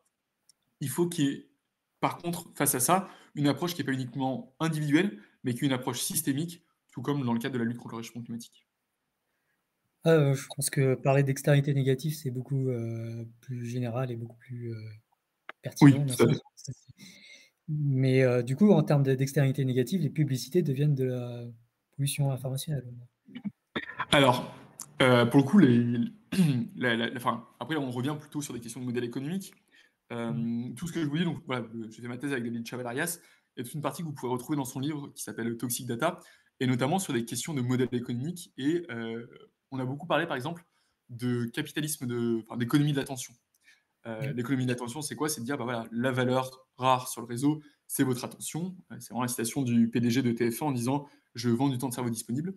En fait, c'est vrai, mais c'est pas que ça. En fait, ce qu'on vend aujourd'hui sur le réseau, c'est plutôt ce que disait David, une économie de l'influence. En fait, on vous vend, quand vous êtes publicitaire, une promesse de on est capable de faire du micro-targeting suffisamment bon pour être capable d'influencer les opinions. Est-ce que c'est vrai ou pas? Pour le coup, c'est toujours plus ou moins compliqué de le prouver, mais voilà, il y a quand même un certain impact. Et donc, dans ces cas-là, la publicité fait partie de ce système-là et peut un peu le polluer, mais il est aussi sa raison d'être. Et c'est pour ça que, par exemple, au début de la question de la désinformation, il y avait la question de l'impact. Et on a pu avoir, par exemple, Trump, le Brexit, etc., avec des paniques morales en disant la désinformation et les fake news sont partout, on va vers la fin de notre système informationnel. Bon, on en est un peu revenu. La désinformation, c'est très localisé, ça touche un faible pourcentage. La prévalence n'est pas énorme en ligne. Pour autant, vu qu'elle est très souvent localisée dans quelques communautés, on peut avoir des événements comme le Capitole aux US, qui ont donc la prise du Capitole aux US suite à l'élection de Joe Biden, qui ont des conséquences qui, elles, sont bien réelles. Donc voilà, c'est juste pour replacer ça dans le contexte. De dire, bah, on est face à un système qui est un système économique, qui vous vend une possibilité d'influence, et que du coup, la panique morale autour de la désinformation profitait aussi fortement aux plateformes, parce que si on explique que demain, les gens sont crédules et quand ils voient la désinformation, ils y croient, dans la foulée, quand je vous vends de la pub, un peu naturellement, on va s'attendre à ce que les gens y croient. Ouais, parce que la notion d'externalité négative, moi, je trouve vraiment bien parce que c'est l'argument classique pour la régularisation pour Tout à fait. tous les économistes. Donc, framer ça comme ça fait que oui, l'information doit être régulée, quoi. En fait, ce qui est compliqué ensuite, c'est très souvent, après, quand on parle d'externalité négative, l'étape d'après, ça veut dire, ok, la solution, ça va être de réguler ça, et donc de limiter ou de quantifier, etc., et notamment d'associer des coûts. Et là, pour le coup, selon les domaines, on a par exemple mis un prix au carbone, on a la même chose qui commence à être fait dans le cas de la biodiversité, il y a tout un tas de métriques pour uniformiser ça. Je ne suis pas forcément partisan de ça pour le domaine informationnel. Ce serait trop compliqué, ce ne serait pas forcément pertinent de mettre un prix là-dessus parce que, en fait, une des choses qui est attaquée, c'est les fondements même de la démocratie. Il y a énormément d'externalités négatives, mais sur des choses qui ne sont pas forcément économiques. Et c'est là où, potentiellement, ensuite, l'étape d'après est pas évidente. Mais je suis assez d'accord que le modèle d'externalité négative, notamment pour la mise en place d'auditabilité des algorithmes, en fait, elle est évidente. De dire, il faut qu'on soit capable, dans un premier temps, de monitorer et de quantifier toutes ces externalités négatives. Ouais, il y a un autre cas qui me paraît relativement simple, c'est parler des taxes sur la publicité. Ouais. En utilisant le même argument, notamment si c'est la publicité pour des jeux d'argent ou pour des produits polluants. Ou pour, Tout à fait. Ce qui est compliqué aujourd'hui, et on l'a vu en fait notamment avec le DMA et le DSA, c'est comment est-ce qu'on arrive à cibler les bons acteurs. On a eu avant le RGPD en Europe. Le problème, donc le RGPD qui est bien, mais qui a été conçu plutôt par des gens qui avaient une formation juridique. Il y a certaines limites, notamment le fait de l'application du RGPD à des petites entreprises. En fait, il est vite très compliqué. C'est pour ça qu'il y a eu un changement de paradigme qui s'est fait en disant, bah justement, par exemple, là, tu parlais de taxer la publicité. Ça a du sens si tu taxes la publicité à grande échelle pour les gros acteurs, et pour les acteurs qui sont plutôt en situation de monopole. Donc, c'est toute la partie Digital Markets Act. Et donc, dans ces cas-là, la solution qui a été trouvée, c'est de mettre une limite. Une limite en disant, on va va concerner, on va mettre des régulations supplémentaires pour les acteurs qui ont plus de X millions, 65 millions d'utilisateurs en Europe. Et en fait, dans ce cas-là, ça permet en gros de viser quasiment que les GAFAM. Et en fait, en utilisant ces méthodes-là, ça pose question.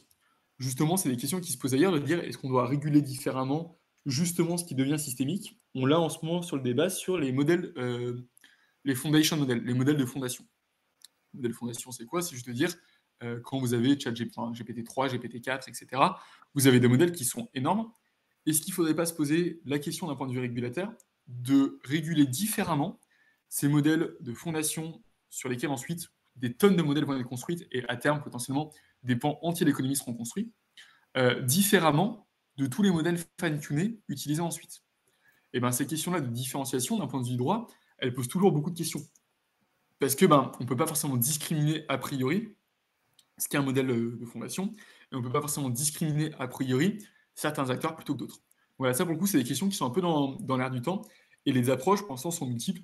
C'est des débats qui sont encore en cours au niveau de l'Union européenne. Ça. Ouais, en l'occurrence, pour l'instant, c'est pas parti sur des bons rails, j'ai envie de dire, parce que non. Les modèles fondations sont moins régulés que les autres. Exactement. Yes. Je ne sais pas si vous avez d'autres questions ou pas.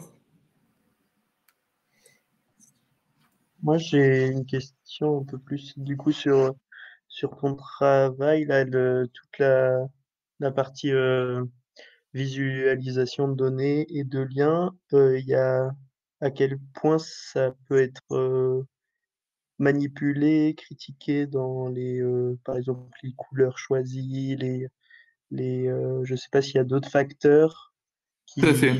peuvent changer un peu du tout au tout, ou qui peuvent appuyer un discours ou décrédibiliser un discours. Alors, tout à fait, c'est une très bonne remarque. C'est un problème qu'on a eu au début, pour le coup, et ça revient au point que je parlais à la fin en disant aujourd'hui, on ne peut pas se permettre d'avoir des algorithmes qui ne sont pas robustes. Alors là, pour le coup, il y a quelques choix éditoriaux, entre guillemets. Le premier, il est évident, c'est les couleurs. Pour s'en sortir, là, vous avez vu, on a mis les couleurs qui sont les couleurs des partis politiques. Par exemple, ici, là, on ne l'avait pas fait. C'était le début, on n'avait pas forcément mis les bonnes couleurs. Maintenant, on met les couleurs des partis politiques justement pour s'assurer d'avoir une certaine forme, entre guillemets, de neutralité. Ici, quand on avait les questions climatiques, par exemple, on avait pris ces couleurs-là parce que le Parti démocrate américain, qui est souvent un des gros partis, est bleu et les républicains sont rouges. Bon, voilà. Il peut y avoir tout un tas de questions. Le deuxième point, c'est que en fait, la spatialisation, quand on l'a fait, elle est à une rotation translation près. C'est-à-dire que là, par exemple, un des partis pris, c'est de dire on a mis la gauche à gauche et la droite à droite, et on a mis Macron en haut et le reste en bas. Parce que, en fait, c'est une représentation qu'on a choisie qui nous permettait de garder ça. Évidemment, on a des symétries. Évidemment, on a tout ça. Donc, tout ça, c'est des choix qui permettent d'avoir une meilleure lisibilité, parce que, comme cet exemple avant, j'aurais pu vous mettre la droite à gauche et la gauche à droite, juste pour des questions de lisibilité, et en fait, c'est plus facile de le faire dans ce sens-là. Un deuxième point qui, pour le coup, parfois pose question, ça va être celui de l'échelle des communautés. on utilise un algorithme de clustering hein, qui est assez classique. Alors, de base, il y a Louvain, maintenant, il y a Leven. Bon, toutes ces questions-là, elles existent. En fait, on peut avoir la question de la taille des communautés, on peut avoir la question de la robustesse. Si je lance plusieurs fois l'algorithme, il va nous donner des communautés un peu différentes. En fait, en réalité, on est capable de montrer que quand on a autant de données que ça, on a beau lancer des centaines de fois l'algorithme, 95% ou 98% des nœuds ne bougent pas de communauté. En fait, les nœuds qui bougent de communauté, c'est totalement à la marge, donc c'est quelques nœuds qui passent de l'un à l'autre à la frontière. Voilà, pour le coup, aujourd'hui, on a pas mal de recul sur ces choses-là. C'est des choses qui sont assez robustes. Pour autant, voilà, le choix des couleurs reste un choix éditorial. Le choix de la disposition est relativement éditorial. La seule chose qui est naturelle, c'est le calcul des clusters et c'est la spatialisation du graphe sur laquelle on n'a pas la main pour l'information. Merci. J'aurais une question sur les interventions possibles une fois que tu as détecté une campagne de désinformation. Quels sont les Ouais. rapports Alors, c'est une très bonne question. C'est un peu compliqué là-dessus. Ça dépend quel type de campagne tu vas observer. Est-ce que, par exemple, typiquement, on sait qu'on avait vu un peu d'astroturfing qui venait plutôt de la Russie au moment des Gilets jaunes. Donc, qui essayait de pousser certains contenus plutôt pro-Gilets jaunes. Différentes possibilités, vous pouvez les déclarer à la plateforme. Si c'est des choses qui contreviennent donc à leur règle d'utilisation, l'autre possibilité, c'est si des choses qui sont illégales, vous les déclarez à Pharos. Voilà, il y a tout un tas de possibilités aujourd'hui pour déclarer ces choses-là. En fait, il y a deux biais, hein, il y a deux leviers, il y a deux moyens d'action, soit le moyen gouvernemental, soit le moyen des plateformes. Aujourd'hui, avec la quasi-disparition de l'équipe Trust and Safety à Twitter, et avec, on l'a vu notamment dernièrement, les chiffres du nombre de modérateurs sur Twitter, autant vous dire que même en signalant à la plateforme, en fait, le travail de modération est très loin d'être parfait. Quand ils ont dû déclarer leur nombre de modérateurs, notamment par langue, à l'Union européenne, on s'est rendu compte, par exemple, qu'il n'y a que 2 personnes qui parlent hébreu dans la modération de Twitter en Europe. Donc autant vous dire que je pense que ces 2 personnes-là ont dû passer un mois et demi très agité ces temps-ci. On a 50 personnes, je crois que l'ordre de grandeur, 50 personnes, qui gèrent les comptes. Pour vous donner une idée, il y a plusieurs. Je pense que c'est peut-être. Je n'ai pas envie de dire de bêtises, plus c'est 5 ou 10 millions, peut-être 10. Je crois que c'est 10 millions le nombre de comptes, je crois, ou 13 millions le nombre de comptes francophones sur Twitter. Donc voilà. En fait, on a des chiffres de modération qui sont totalement absurdes vis-à-vis du volume d'informations traitées. Donc, on peut les déclarer, on peut les faire remonter, et c'est nécessaire.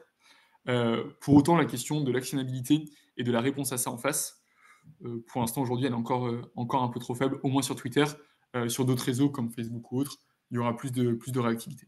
On l'a vu notamment sur le moment où il y avait beaucoup de partages des vidéos de l'attentat de Bruxelles qui a eu lieu récemment, ou de certaines vidéos de carnage dans le conflit entre Israël et le Hamas, quand on voit le temps de réaction, et notamment des personnes qui partagent des contenus qui, pour le coup, là, sont totalement illégaux sur la plateforme.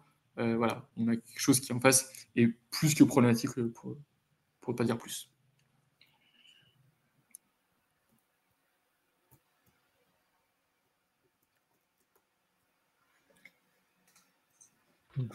Moi, j'avais une question. Ouais.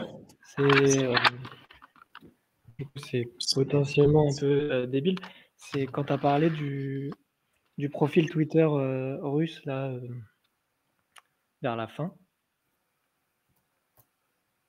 Il n'est pas russe, c'est juste qu'il y avait un profil VK, mais sinon, c'est un profil Twitter qui tweet en français. Ah oui, pardon, non, je ne sais pas pourquoi c'est VK, oui, d'accord. Okay. Ouais, non, c'est juste qu'on s'est rendu compte qu'il y avait aussi un profil VK qui était associé à ça. Mais de base, c'est un profil. Du coup, ma question, c'est est-ce que lui, son profil, il a été mis en valeur par un des outils sur lesquels tu travailles, ou finalement, il y a eu une investigation humaine qui a permis de dire cette personne est un passeur d'informations. En fait, ce que j'ai en tête, c'est que j'ai l'impression que en étudiant a posteriori des profils, je crois avec la slide d'après, tu montrais ces domaines d'expertise-là, qui s'exprimaient sur plusieurs domaines. Ça, Ouais. Et ouais, du coup, ce que j'ai en tête, c'est j'ai l'impression qu'à posteriori, on peut se rendre compte qu'effectivement, il était suspect, mais est-ce que toi, ton outil pouvait le mettre en évidence spontanément, quoi? alors, ça dépend ce qu'on appelle spontanément. La réponse est plutôt oui. Alors, je pense que je ne l'ai pas ici dans cela. En fait, en réalité, je pense qu'ici, alors, bon, c'est pas du tout le bon exemple, et voilà. Mais en fait, quand on regarde justement, on a regardé ce compte-là parce que on avait un peu ce système-là. Alors, avec aucun rapport avec la macronisme, mais pour vous donner une idée, en fait, on s'était rendu compte qu'on avait ce compte-là qui jouait le rôle de pont entre la communauté climato-sceptique française et la communauté climato-sceptique plutôt américaine. Et en fait, c'est pour ça qu'on s'est intéressé à lui aussi, c'était de dire, en fait, il y avait peu de personnes qui faisaient le lien, il y avait peu de personnes qui publiaient autant et qui importaient autant de narratifs. Et donc en fait, structurellement, c'est toujours très intéressant de s'intéresser aux personnes qui justement vont jouer le rôle de pont. De dire qui va jouer ce rôle de passeur d'information de manière structurelle. Parce que du coup, c'est ces personnes-là qui peuvent être ciblées et c'est ces personnes-là qui vont être des relais d'opinion très forts. Et du coup, en fait, ce qu'on s'est amusé à faire, c'est de prendre le cas d'Elpis et de dire qui sont les voisins de ses voisins. Donc, on va prendre le compte, on va regarder ses voisins, et après, ensuite, on va regarder les voisins de ses voisins. Et en fait, en faisant ça, on se rend compte que c'est ce compte-là en particulier qui joue vraiment le rôle de passeur entre les communautés. Donc, en fait, c'est plutôt l'inverse, c'est-à-dire on a un compte qui nous paraît suspect. Alors, des fois, c'est plutôt une partie humaine de dire, bah, voilà, à force de voir ce compte-là, on se dit c'est bizarre. Mais il y a aussi une partie qui est assez agnostique vis-à-vis du compte, qui est juste de dire structurellement, on a un compte qui sert de pont entre les communautés. C'est ce compte-là qu'il va falloir cibler. Et là, pour le coup, d'un point de vue de science des réseaux, vous avez tout un tas de métriques. Je sais pas, je pense à la betweenness, enfin la centralité d'intermédiarité en français, la betweenness centralité en anglais, qui peut être critiquable, hein, mais il y a tout un tas de métriques qui permettent de voir à quel point un compte se situe dans le flot de l'information. Et donc, c'est ce type de métrique-là qu'on va regarder. Ok. J'ai une autre question, c'est un détail, c'était sur le premier graphe qui montrait le paysage politique français là au tout début, voilà, unidimensionnel. Et en fait, j'étais juste surpris par ce graphe. Si je comprends bien, l'extrême gauche, elle parle que avec la gauche, qui parle que avec la gauche et avec la droite. En fait, Exactement. ok. Bah, je voulais éclaircir ça parce que j'étais un petit peu surpris. Et sur la, en fait, la distance entre les nœuds, elle est décidée comment? Alors, pour le coup, elle est décidée. Imaginez, pour le coup, vous prenez un système physique dans lequel vous avez des aimants. Il y a des aimants qui vont s'attirer, des aimants qui vont se repousser. Et donc, plus ou moins, alors, avec des aimants un peu légers, hein, mais où alors, le problème, c'est que des planètes, ça se repousse pas, donc ça marche pas, mais voilà. L'idée, c'est que deux personnes qui se retweetent vont s'attirer, deux personnes qui ne se retweetent pas vont se repousser. Et du coup, Ok. ce qui fait que si les gens autour de vous, je pense qu'on peut le voir sur des cas un peu particuliers. Par exemple, si je prends ici, je ne sais pas si vous voyez ma souris ou pas. Oui. Ok. Là, vous voyez, il y a un nœud avec un groupe de personnes derrière. Et bien ça, pour comprendre comment l'algorithme fonctionne, c'est quoi? Cette grappe de personnes derrière, c'est des gens qui vont retweeter uniquement le nœud en question. Donc en fait, tous ces gens-là vont être attirés spatialement, hein, par ce nœud-là et vont être repoussés par l'intégralité du nœud du réseau. C'est ce qui fait que comme ça, vous avez un peu des systèmes en gouttes d'eau qui se créent derrière les nœuds. C'est pour ça que ça fait un peu des traînées derrière les comptes. Et donc en fait, c'est la même chose qui se fait ici, de dire, en fait, si l'extrême gauche se retweet entre elles et retweet une partie de la gauche de proche en proche, en fait, elle va être repoussée par l'intégralité du graphe et donc elle va se retrouver à l'opposé de l'extrême droite. Ce qui justement a beaucoup évolué en 2022, avec notamment l'apparition d'une communauté de droite alternative qui fait le lien. Et c'est justement en partie dans cette zone-là qu'on allait retrouver certains comptes qui étaient liés aux Gilets jaunes, avant qu'ils deviennent complotistes, avant que la communauté devienne complotiste. Ok. Ok, merci.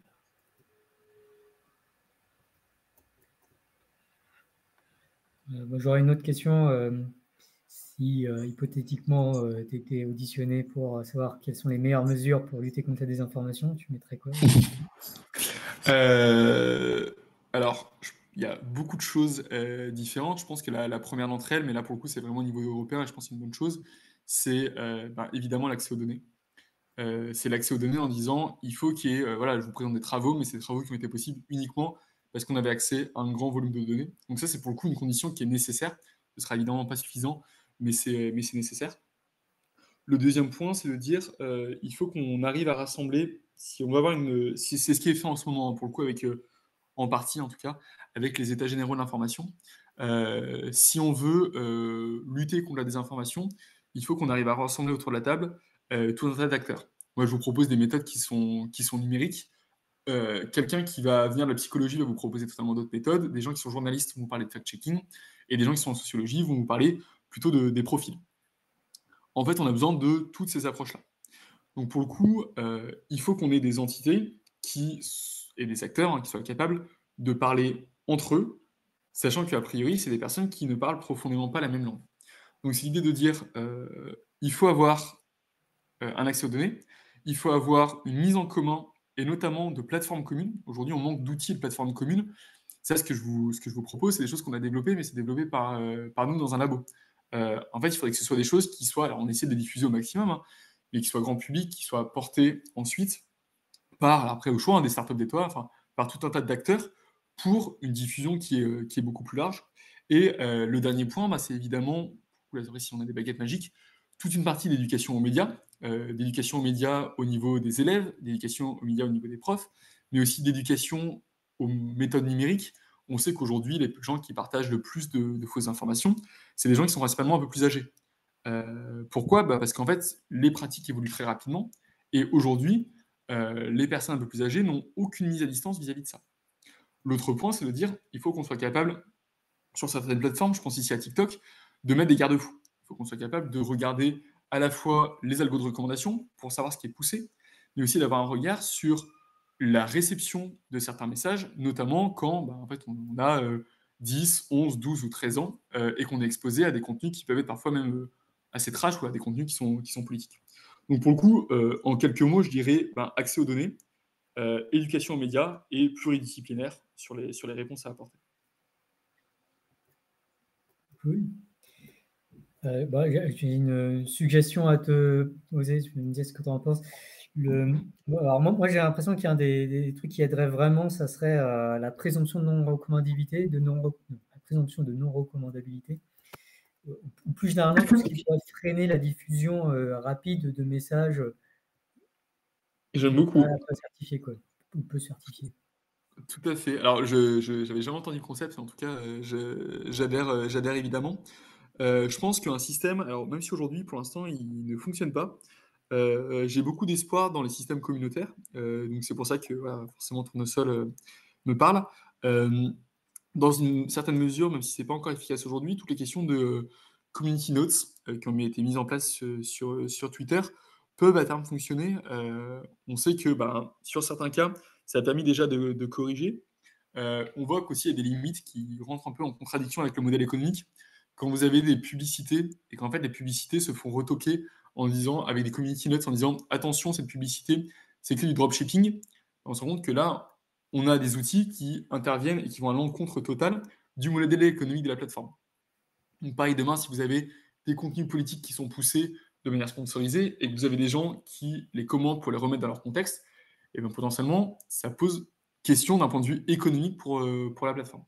Mais le fait que tous les algorithmes ne soient pas, tous les contenus ne soient pas recommandés, évidemment, une des autres approches, par exemple, qui fonctionne bien aujourd'hui, c'est ce qu'on appelle le pre-bunking. Donc le pre-bunking, c'est quoi ?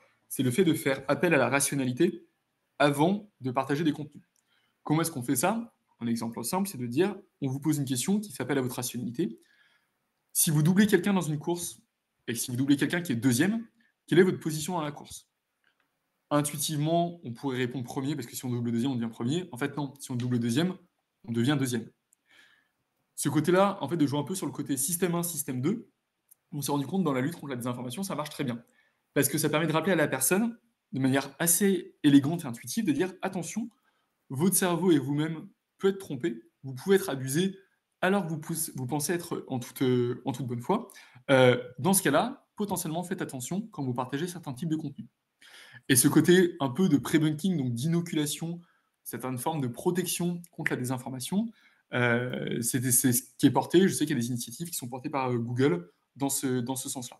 Donc voilà, ça, typiquement, c'est des résultats qui viennent plutôt de la psychologie et qui sont aussi une des solutions au problème. Ouais, super. Ça me fait penser à un autre aspect, c'est que si on reprend l'analogie médicale, tiens, plus important, je pense qu'on s'intéresse beaucoup à soigner des patients malades, mais je pense que ça serait bien de s'intéresser plus à prévenir les maladies. Tout à fait. Là-dessus, je trouve que ça se voit beaucoup sur, en fait, est-ce qu'on lutte contre la désinformation ou est-ce qu'on se bat pour l'information? Et en fait, notamment, si on prend le cas climatique, est-ce que le but, c'est de convaincre les gens à droite de changer d'avis et de repasser à gauche? Ou est-ce que le but, c'est d'arrêter que des gens qui sont plutôt dans le camp pro-climat deviennent climato-sceptiques ou climato-dénialistes, en l'occurrence? En fait, ça, c'est pour moi une des grandes forces relativement, pas insoupçonnées parce qu'on le sait aujourd'hui, mais c'est un des gros avantages du fact-checking. En fait, aujourd'hui, sur des questions d'éducation aux médias, sur des questions de fact-checking, en fait, c'est des métiers qui sont parfois un peu épuisants mentalement pour les personnes qui les font parce que on a l'impression de se battre contre des moulins. On se bat contre des choses qui sont sans cesse renouvelées et que, en fait, on écope le bateau à la petite cuillère. C'est vrai, mais en fait, une partie du problème, et qui est cachée, c'est de dire ce travail-là permet pas forcément de convaincre des gens déjà convaincus du contraire, mais plutôt de s'assurer que des personnes ne se mettent pas à changer d'avis. Et ça, c'est quelque chose qui est souvent mal évalué, parce que c'est très compliqué de l'évaluer. Or, à mon sens, c'est l'un des principaux avantages du fact-checking aujourd'hui.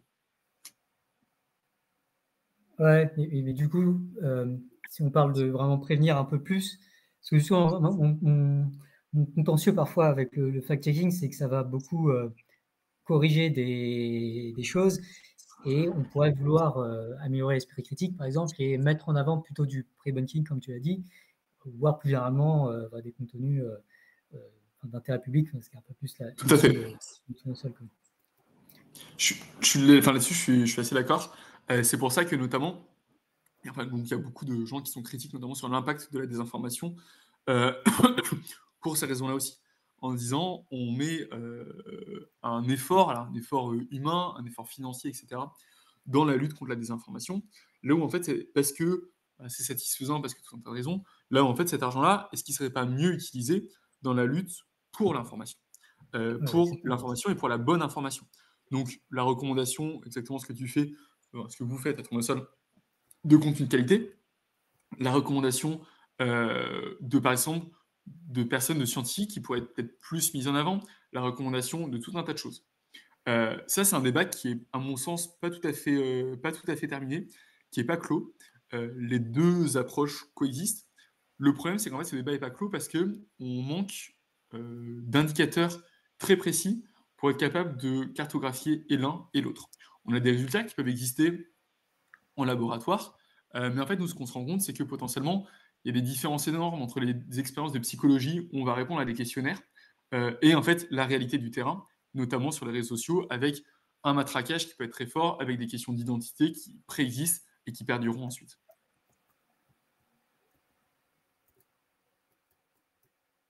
Cool.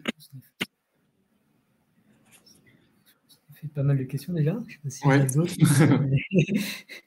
Sinon, on ne va pas te retenir plus longtemps. En tout cas, merci beaucoup d'être venu. Merci beaucoup pour l'invitation et pour les questions. C'était très intéressant comme échange. Merci à vous. Et en tout cas, si jamais il y a je sais pas s'il y a des opportunités d'échanger davantage. Enfin, moi, ça m'intéresse pas mal, notamment au niveau des financements que vous avez pu avoir, de voir si on ne peut pas avoir des financements un peu similaires pour Tournesol ou ce genre de choses. Alors, pour le coup, ce sera un peu moins à mon niveau parce que c'était plutôt mon directeur de thèse qui gérait le labo, mais pour le coup, on pourrait échanger sur les différents projets, bien sûr, avec plaisir ensuite. Ouais, et puis sinon, je ne sais pas s'il y a d'autres opportunités de collaboration. Avec plaisir là-dessus, oui.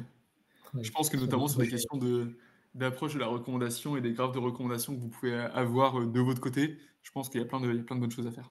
Donc avec plaisir pour en discuter, oui. Cool. Merci beaucoup d'être venu. Et petite annonce pour dans 2 semaines, du coup, on aura un prochain Tournesol Talk qui sera avec Mathieu Nyango, qui a également eu son doctorat il y a 1 an, je crois, quelque chose comme ça. en philosophie et on va parler de démocratie liquide en espérant que ça va juste kickstarter nos initiatives pour essayer d'inclure la démocratie liquide sur Tournesol. Et en tout cas, je pense que ça va nourrir beaucoup de réflexions qui sont importantes pour le projet. Et en tout cas, merci à tous d'être venus et je vous dis à bientôt. Merci beaucoup. Merci. À bientôt. Au revoir. Au revoir. Merci, au revoir.